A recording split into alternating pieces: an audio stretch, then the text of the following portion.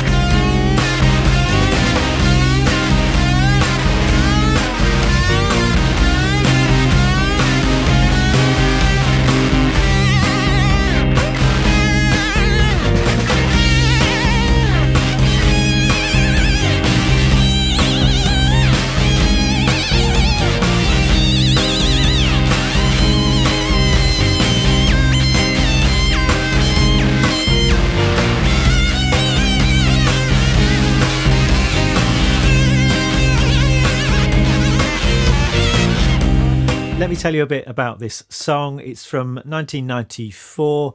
It was quite a big hit single, and it also appeared on the album Gorgeous George. And Edwyn Collins is a fantastic songwriter. Originally, he was in the Scottish band Orange Juice, that I'm sure many of you are familiar with. I looked at their song Rip It Up a few years back on this channel, so check that out if you're interested. But as far as this song goes, I'm just going to break down all of the guitar parts that I'm hearing. There are three main things going on, I think. So we've got a nice straightforward rhythm guitar part. It's just three chords, easy strumming, nice and beginner friendly.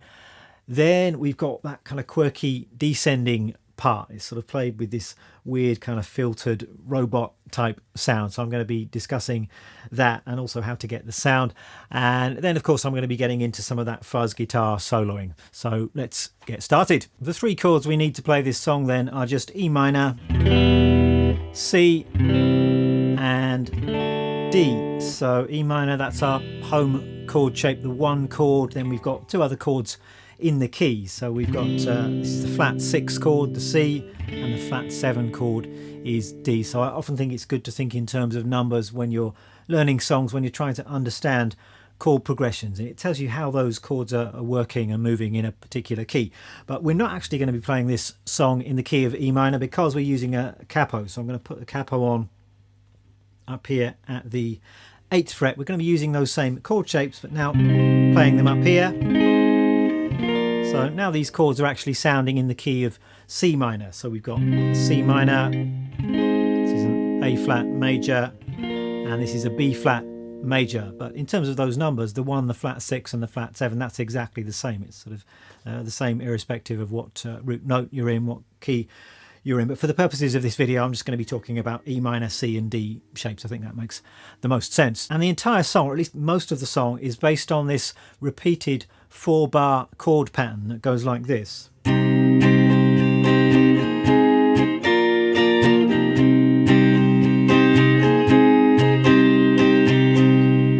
just goes round and round. So it's very simple. So let's just get that under our fingers to begin with. We're beginning on E minor. And then we've got C to D. And then back to E minor.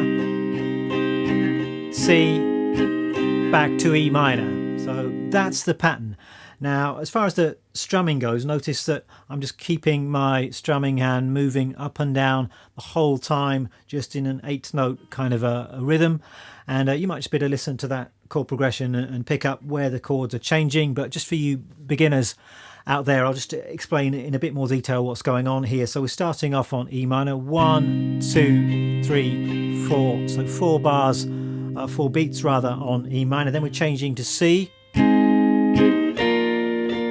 And then changing halfway through the bar to the D chord. We're actually changing on an upbeat. So it's 1, 2, and 3, and 4. And. So I would call that a push. So we're changing on an and. 1 and 2 and pushing into that D chord, which just gives a particular kind of feeling to the chord progression. It sort of moves it forward.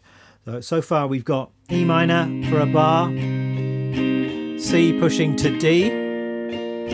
Then we're back to E minor, another bar, and this time it's C pushing back to E minor. So the whole 4-bar pattern.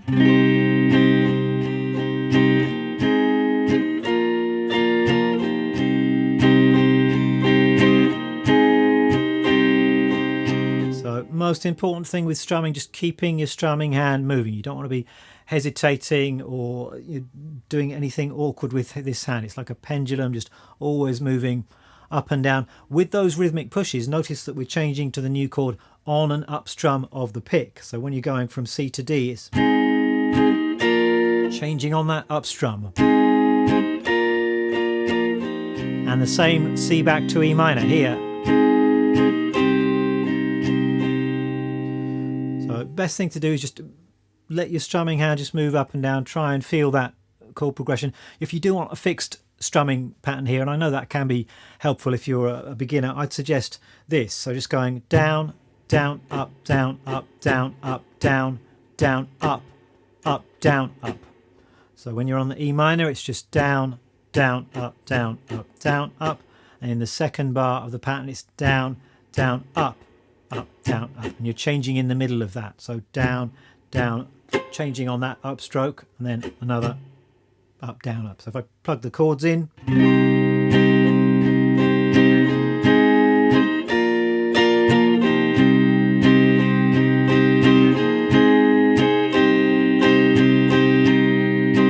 so make sure that's solid. Take it slowly to start with, gradually speed up. And it's not too hard to get this song together. It's literally just that same chord progression through 90% of the song. And at first I thought it was just that same pattern repeated for the entire song. But if you listen closely, it does actually depart from that pattern at a few points during the tune. So firstly during the choruses or during the refrain where he's singing, "Never known a girl like you before," he's actually just playing the second half of that chord progression. Remember, this chord progression is a 4-bar pattern. So 1, 2, 3, 4, 1, 2, 3, 4, 1, 2, 3, 4, 1, 2, 3.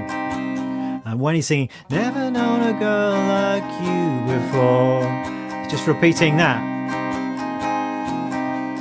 E minor, C, E minor, I think 3 times. If you listen to the recording, you should be able to hear it. And then again, in the middle of the tune, there's kind of a bridge section, and it's kind of the opposite of that. He's just repeating the first half of that chord progression a few times. So E minor, C to D. It's kind of, "Made me acknowledge the devil in me." Not sure how many times he does that, maybe 3 times. And then, "I never known a girl like you before." It's back to the E minor, C, E minor. So if you want to be absolutely nerdily correct, I think that's what's going on there. In fact, it's no big deal if you just play that same 4-bar progression for the entire tune. It's still going to sound great. Let me talk about some of the other parts then, and I'm going to come on to the soloing in just a moment, but let's just talk about the melody and those interesting little fills that he's playing during the verses. So what I did in my little playthrough at the start was play the vocal melody on the guitar. That's an option that you've got if you want to play through the tune, but you don't necessarily want to sing it. And all of the melodies in this tune, the vocal melodies and the melodies that he's playing during the soloing, are based on notes from the key. So we're in the key of C minor. A lot of it's based on the C minor pentatonic scale, or perhaps the C Aeolian mode. And for me, this is quite a modal sounding song. And that chord progression is very strongly Aeolian mode flavoured. And I don't think I've actually done a full video on the Aeolian mode yet. I have looked at some of the other modes, but I should get around to the Aeolian mode at some point because it's an important one. But I tell you, all of those chords are strongly suggesting that sound. And another thing that helps with that modal flavour is the bass line. And really, the bass line for this song is pretty much a single note for the entire tune. It's really just going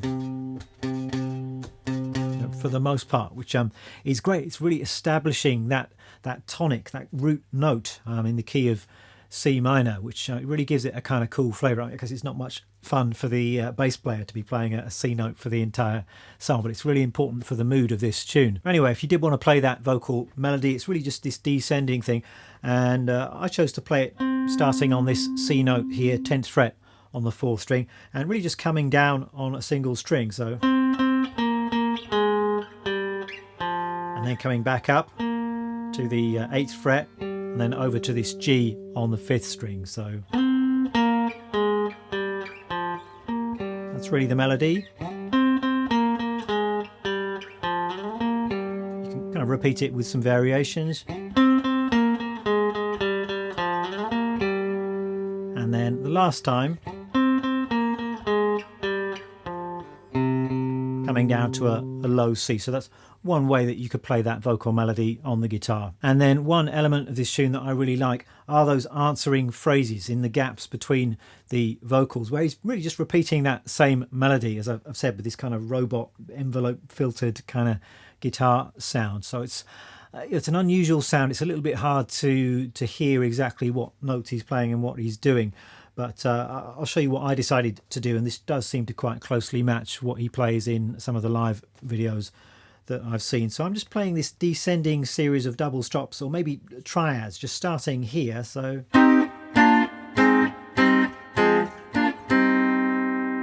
so that kind of sounds right and works for me. So I'm actually starting with the C minor triad. So I'm just playing on the 2nd, 3rd and 4th strings here. So it's frets 10, 8 and 8, that's just C minor triad, coming down to B flat major triad, and then moving that down 2 frets to A flat, and then moving to a C minor triad, kind of switching inversion here. So it's 5, 5 and 4. If you're not familiar with these triad shapes, then you might like to check out my wonderful triads course, which is available for a very reasonable price from my website. It goes into all of these triads and inversions in quite a lot of detail, but that's exactly what's going on here. We've got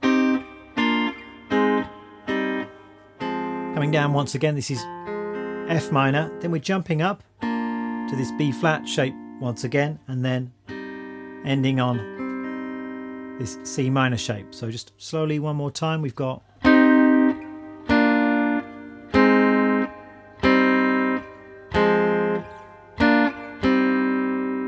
following the rhythm of the vocal melody. So it kind of sounds very pretty there when you play it like that. You can clearly hear all of the notes, but I suspect he's playing it through. So I'm not sure exactly what the effect is. I'll talk about this a little bit towards the end of the video, but I've just got kind of an envelope filter thing on here. If I switch that on, it sounds like this.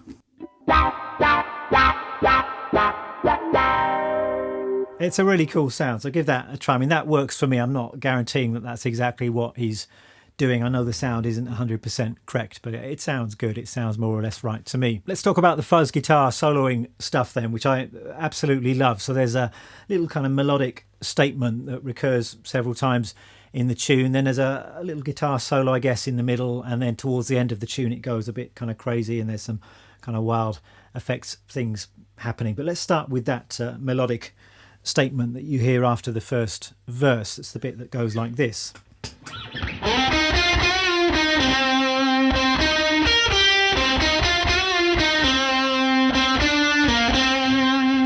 I love this style of soloing. It's very simple, and like with the rhythm guitar stuff in this song, the solo stuff is for the most part quite beginner friendly. But this kind of soloing is all about attitude and vibe. It's not about virtuosity. Edwyn Collins isn't the most technically sophisticated soloist, but personally I'd much rather listen to something like this, soloing like this, than someone with oodles of technique who hasn't really got anything to say and doesn't know what to do with it. And all of the lead guitar stuff in this song really comes from the C minor pentatonic scale. Occasionally there are some extra notes added in, which you can see as coming from the C Aeolian mode. So to begin with, let's just go over those scale shapes. It's kind of important to have these reference points, I think. So I'm sure most of you know the C minor pentatonic scale.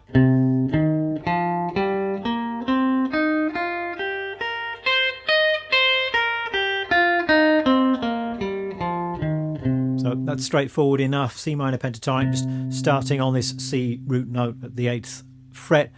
And for the C Aeolian mode, one way of thinking about it is you're just adding in a couple of notes to the C minor pentatonic scale. So we're adding in this note here, this note here as well, this note at the 9th fret on the 3rd string, and here this A flat, and this note here as well. So that's the C Aeolian mode.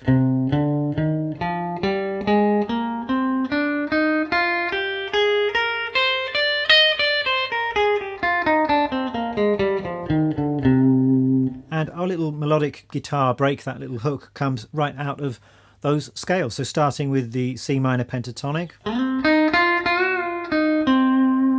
So just sliding into our root note here, climbing up the scale. We've got a bend and release here, 10th fret on the 3rd string. Coming down. And we're climbing up, so that's 11 to 8 on the 2nd string.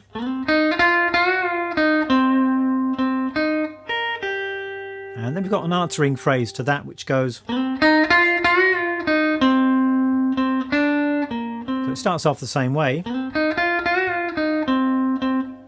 Then we've got this note here, this D. This is a note from the Aeolian mode. And then we're back into the minor pentatonic scale. So that's the second half.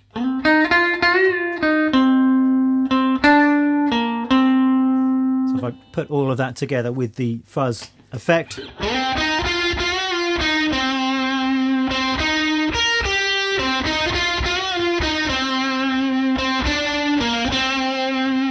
And make sure you play it like you mean it. So give it a bit of attitude, dig in with the pick. You want to add in some vibrato as well, and that could be finger vibrato. Or you could perhaps use the bar as well, which is something that Edwyn Collins likes to do. So both of those approaches are going to work well.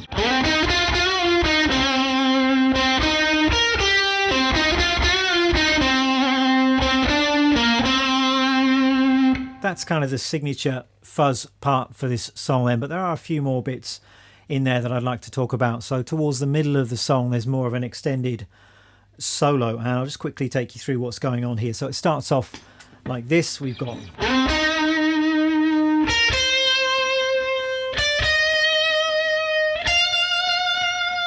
so just climbing up through that scale. We've got that kind of 2nd or 9th in there from the Aeolian mode. Going up to that high F. Then we're continuing. So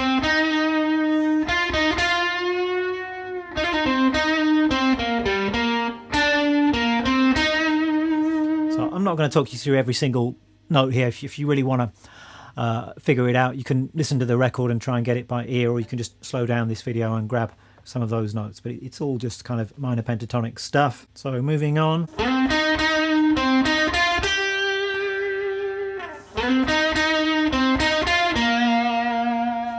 Notice the fantastic phrasing, nothing fancy, but just nice, clear phrases. This is something I'm always talking about in my videos. This is a really clear kind of call and response. That's the question, and then the answer. And then he's just developing that idea.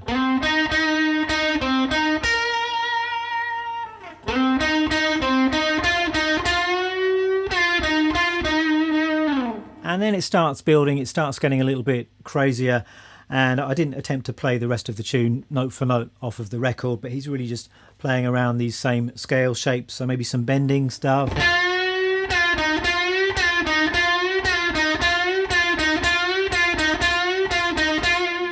Something like that. There's a bit that goes like this.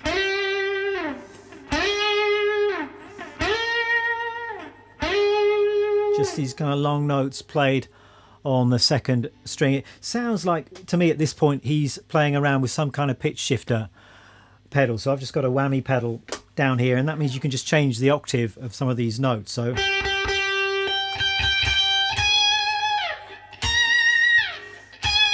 and then you can kind of have some fun doing some crazy stuff with that.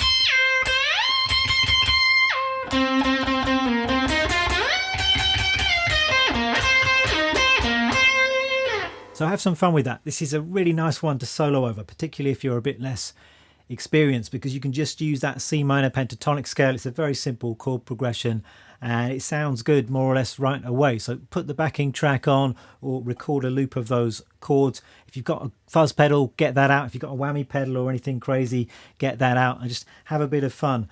You know, playing these minor pentatonic scales, try and add in some of those Aeolian mode notes if you want to. Try and think in terms of nice kind of hooks, melodies and strong phrasing. Let's talk about gear then, and I'm doing what I usually do. I'm trying to get reasonably close to the original recording using the gear that I've got at my disposal. I did try and do a little bit of research as to what's used on the original recording. I do love the production on the original recording. Everything about it is great, particularly the guitar tones, but I didn't really get too far. There seems to be lots of speculation and contradictory information about exactly what was used, but I will tell you what I'm using today. So I was using a couple of guitars. For the rhythm guitar stuff, I was using my Jazzmaster over here through the Fender Princeton amp, just a basic unadorned clean sound. Then for the lead guitar stuff and the fuzz stuff, I was using my Strat, really just based on the fact that Edwyn Collins seems to play this song live using a Strat, and it seems to work really well for this tune. This fuzz sound then, which is fantastic, it's really nasty and in your face, and for me it's one of the all-time great fuzz guitar sounds. And how that was achieved on the original recording, I'm not exactly sure, but the consensus online seems to be that it was achieved using something called a B&M Champion fuzz pedal. I'd not heard of that before, but apparently it's essentially a colour sound tone bender style pedal, just with a different badge on it. And I haven't got one of those, but what I settled on today, I did sort of shoot out a few different fuzz pedals, and this is what worked best. And it's something called a gnarly fuzz pedal, and I don't really know that much about it. It was kindly given to me by a friend a few years back. I believe it's based on a kind of tone bender circuit. It certainly seems to get reasonably close to the sound on the original recording to me. And another thing that I did when I was recording my playthrough at the start of this video, just for extra kind of in-your-face nastiness, was to plug the guitar into the fuzz and then not use an amp, but go straight into my my preamps and then into my recording interface. And that's a classic trick just for getting kind of really nasty fuzz style distortion. You know, famous, probably the most famous example of that is Revolution by the Beatles, but it could well be that the same trick was used on this recording. And the other thing I have to talk about is that unusual sound, that kind of envelope filter. It's almost like a kind of talk box or vocoder sound. And again, could find no definite information about how this was achieved. A lot of people seem to think it's some kind of Neutron 3 kind of envelope filter sound. It certainly sounds pretty close to that, but I haven't got any definitive information on that. But I think any kind of envelope filter, you know, auto wah, or a push, just a wah-wah pedal would get you close to this sound. And I haven't really got a dedicated standalone envelope filter pedal, but I have got this Line 6 filter modeler. This is the purple one. I do like this series of Line 6 pedals. I think I've got most of them. I've certainly got the green one and the blue one, and this is the purple one. And it kind of models various different envelope filters, and then it's got some crazy kind of synth-like sounds in there as well. And the model that I'm using is the Neutron 3 simulation. That's what got me closest to the original sound. It's not exact, but I think it's kind of close enough. It certainly works. And I am actually using one further pedal, and that's the Digitech whammy pedal, which I've had for years and years, and that's great for those crazy pitch shift and pitch bending effects. So I was just stomping on that towards the end of my playthrough just for a bit of extra craziness That's it for today's video. I'm going to put my backing track and tab up on the Patreon page for those of you who are interested. Thanks a lot for watching. See you next time.